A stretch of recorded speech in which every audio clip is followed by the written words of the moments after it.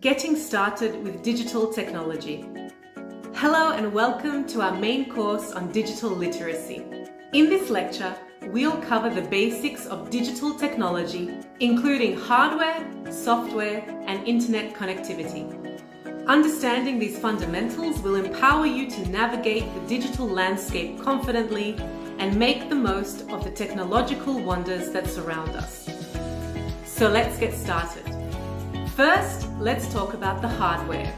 Hardware refers to the physical components of a computer or device, such as the monitor, keyboard, mouse, and central processing unit. There are many types of hardware, including desktops, laptops, tablets, and smartphones. To use a computer, you first need to start it. This is done by pressing the Start button located on the computer's CPU. Once the computer is on, you will see the desktop or home screen. The desktop is the main screen of your computer, where you can access all of your applications and files. The desktop must be navigated in order to use a computer. There are many icons on the desktop, including those for My Computer, Internet Explorer, and Google Chrome. You can access numerous programs and functionalities on your computer by clicking on these icons.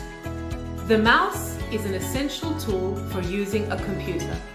By moving the mouse, you can navigate the cursor on the screen and click on various icons and links. The left button of the mouse is used for clicking, while the right button is used for accessing menus and options. The keyboard is another essential tool for using a computer. It is used for typing letters, numbers, and symbols.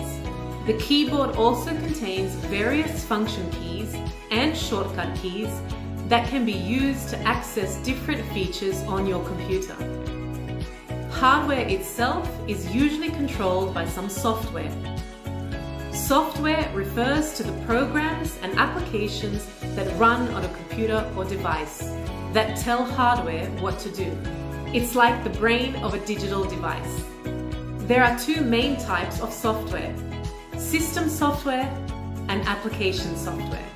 System software includes the operating system, such as Windows, Mac OS, or Linux, which manages the overall operations of the computer.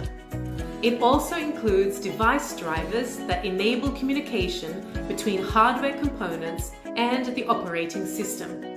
On the other hand, application software consists of programs designed to perform specific tasks, such as word processing, graphic design, web browsing, and gaming.